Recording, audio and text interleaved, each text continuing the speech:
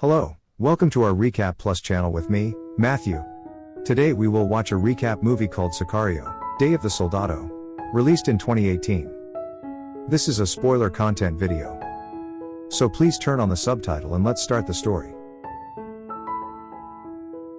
The story starts with a mission to apprehend a group of illegal immigrants attempting to cross the border between the United States and Mexico. The CIA collaborates with special forces to execute this operation. However, as the immigrants assemble, one man makes a desperate attempt to escape, heading toward a ravine. Upon reaching the precipice, he reveals a bag containing a bomb. After a brief prayer, he detonates the bomb, resulting in the death of the individual, an Arab man, and 4 security officers.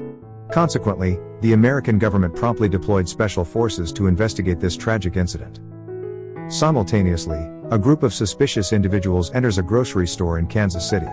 Suddenly, multiple bombs detonate within the store. Like the man at the ravine, the bombers engage in prayer before detonating themselves, causing devastation to those around them. These relentless acts of terror prompted James Riley, the United States Secretary of Defense, to deliver a speech in which he issued a stern warning to the terrorists and vowed to bring them to justice.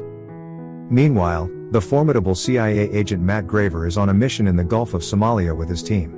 Their objective is to eliminate a criminal group that has taken refuge in a remote location. In the following days, Matt conducts an interrogation of the criminal group's leader, Basir. Initially, Basir denies any involvement with the Yemeni terrorists responsible for the Kansas bombing. However, Matt is convinced that Basir facilitated the terrorists' passage to Mexico. Pressed for information, Matt resorts to a ruthless tactic, threatening to harm Basir's sibling. Eventually, Basir divulges crucial information. The terrorists have connections with Carlos Reyes, the most influential cartel leader in Mexico. Elsewhere, we are introduced to an unstable teenager named Miguel, residing in the border region, who frequently skips school. He spends his days with his cousin, Hector. One day, Miguel is offered an opportunity to join a cartel, where Hector is employed, and is provided with money, enticing him to become part of the organization. The narrative shifts to Matt Graver, who has returned to the United States, accompanied by ministry staff member Cynthia Fertz. Matt promptly meets with James, who wastes no time initiating a discussion. James asserts that the Mexican drug cartels are true terrorists, employing other extremist groups to create chaos in America, and facilitating their smuggling operations. To address this crisis, Matt devises an audacious plan, instigating conflict between the 2 most prominent cartels in Mexico, Matamoros and Carlos Reyes cartel. To execute this operation, they must kidnap Carlos's youngest daughter, Isabel. The audacity of this plan leaves everyone stunned, as it involves substantial risks. However, James, recognizing the lack of alternatives, sanctions Matt's covert mission on the condition that American special forces remain uninvolved, necessitating the recruitment of a mercenary army to execute the operation.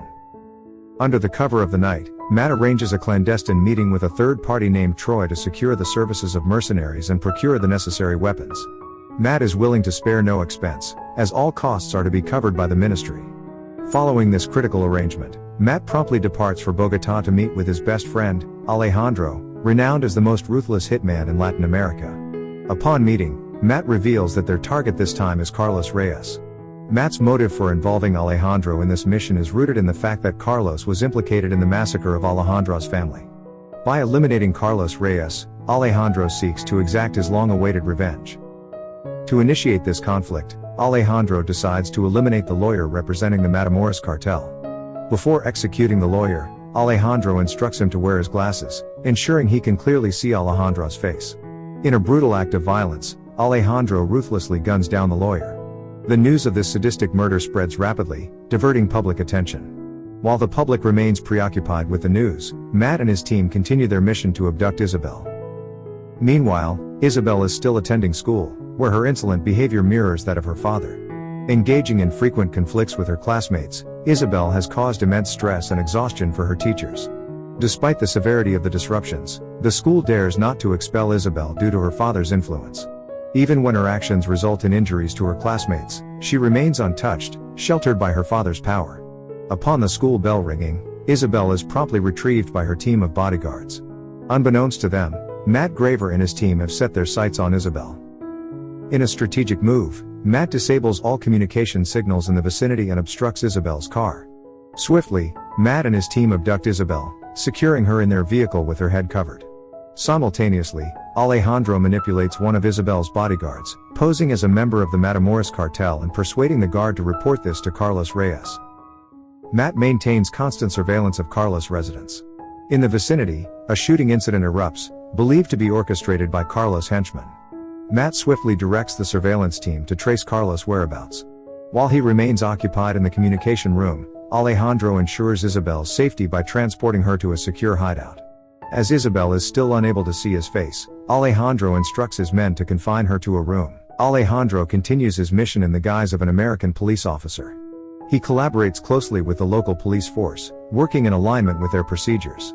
This strategic ruse is aimed at convincing Isabel that she has been abducted by the Matamoros cartel. Not only does Alejandro adopt the role of a police officer, but he also conducts an interrogation session with Isabel, following police protocols. This approach will be sustained until Matt issues further instructions. Before proceeding, both Matt and Alejandro seek assistance from their trusted ally, Rafael. Matt's plan involves relocating Isabel closer to the Matamoros cartel's territory to ensure that a conflict between the two major cartels ensues. Rafael readily commits to supporting their endeavor. Following their meeting, Matt is on the brink of departure when his vehicle nearly collides with Miguel in the parking lot. During this encounter, Miguel locks eyes with Alejandro, recognizing the American police vehicle. Subsequently, Miguel embarks on a journey to Mexico with Hector, eventually meeting a high-ranking member of the Matamoros cartel, Gallo. Hector has invited Miguel to formally join the cartel's ranks. Meanwhile, preparations are underway for Isabel's transfer to the Matamoros area, with Alejandro providing her with a bulletproof vest to ensure her safety during the process. When all arrangements are in place, the transfer operation commences. During their journey, everything appeared to be proceeding according to plan. They encountered no other hostile cartel members blocking their path, thanks to Rafael's cooperation and arrangement with the Mexican police. However, Isabel's behavior raised suspicions for Matt. Furthermore, they bypassed regular border crossings and instead ventured along dirt roads. Before long, Matt and Alejandro's team found themselves under attack by the federal police, who appeared to have been bribed by Carlos Reyes. Without much choice, Matt and Alejandro exited their vehicle to confront the attackers. Amidst the chaos, Isabel seized the opportunity to escape. Eventually, Matt's team managed to encircle the assailants, revealing that they were all Carlos' men who had intentionally hijacked the police car. Matt did not hesitate to eliminate them.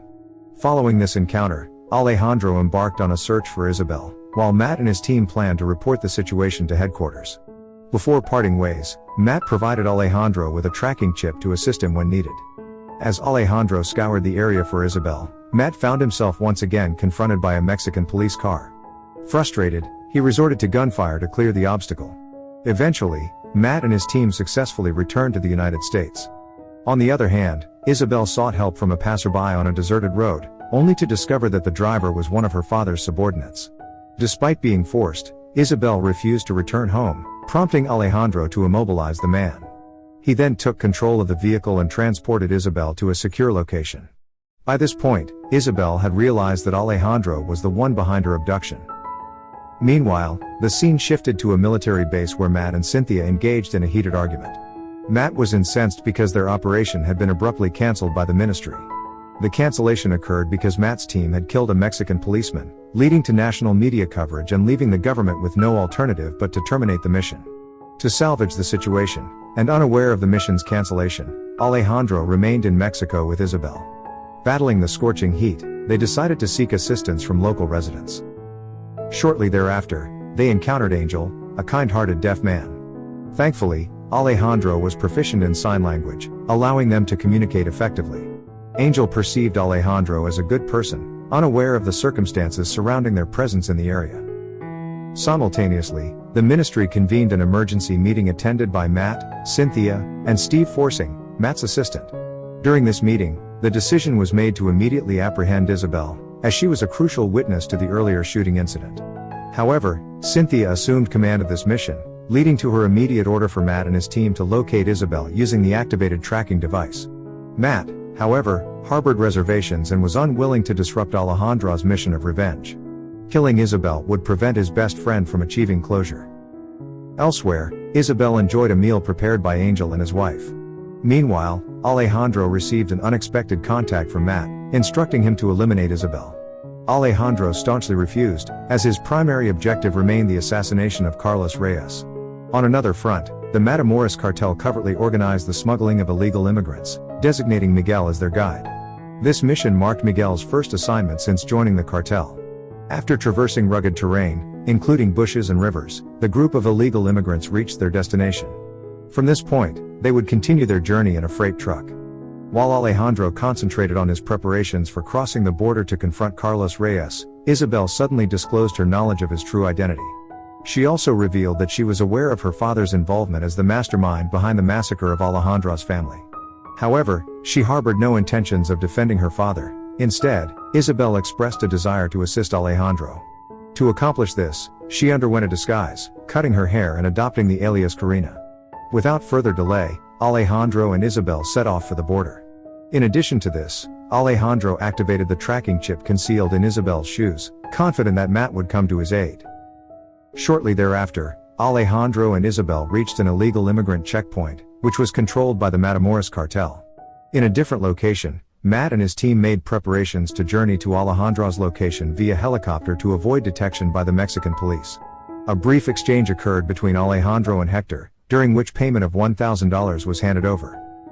Initially, Alejandro's plan proceeded according to its design, but it all unraveled when Miguel inadvertently glimpsed Alejandro's face and recognized him from a previous encounter. Panic set in as Miguel promptly reported to Hector that Alejandro was a police officer. As a result, Hector feigned cooperation and conveyed Alejandro toward the border. However, upon reaching an isolated location, Hector and his associates suddenly brandished firearms, searched Alejandro, and confiscated all his weapons. Isabel was removed from the bus, while Alejandro, choosing to remain composed, opted for negotiations with Gallo. Alejandro asserted that he was an associate of Carlos Reyes, endeavoring to return Isabel safely. He warned that failure to do so would incite a devastating cartel war, potentially leading to the downfall of Matamoros. Skeptical of Alejandro's claims, Gallo decided to subject him to a severe beating. Subsequently, Alejandro and Isabel were transported to a remote area. Meanwhile, Matt and his team were still some distance away. In summary, Gallo instructed his henchman, Jose, to execute Alejandro, but Jose was unwilling to commit murder. In response, Gallo fatally shot Jose. He then handed the firearm to Miguel, who accepted it and promptly shot Alejandro. Believing Alejandro to be dead, Gallo and his cohorts left him stranded in the desert. During this time, Matt observed the murder through the tracking camera and was overwhelmed with sorrow. Driven by fury, he ordered his team to eliminate Gallo and his men. As Miguel made his way toward the cartel headquarters, he experienced deep remorse for his actions, particularly for taking a life. To his surprise, Alejandro's seemingly lifeless body suddenly stirred, as Miguel had shot him in the cheek rather than fatally. Moments later, a helicopter closed in on Gallo's group, prompting Matt and his team to launch a swift and relentless assault. After ruthlessly dispatching their adversaries, Matt chose not to kill Isabel, opting instead to place her in witness protection, contrary to Cynthia's orders. As the day grew hotter, Alejandro managed to free his hands despite losing a substantial amount of blood. He commandeered Gallo's car, placing the corpse inside, and embarked on his journey. However, he was unexpectedly ambushed by members of the Matamoros cartel. Reacting swiftly, Alejandro lobbed a grenade at their vehicle. 1 year later, Miguel was spotted working at a food stall. During this time, he entered the kitchen, only to find Alejandro waiting for him. Alejandro had become aware of Miguel's aspiration to follow in his footsteps as a hitman, and he was prepared to impart his knowledge. Thank you for watching. If you enjoyed this video, don't forget to subscribe for more content like this. You can also click on the videos on your screen to watch more interesting videos. And please share your thoughts about today's video in the comments down below. Lastly, always remember to stay safe and stay healthy. See you in the next video.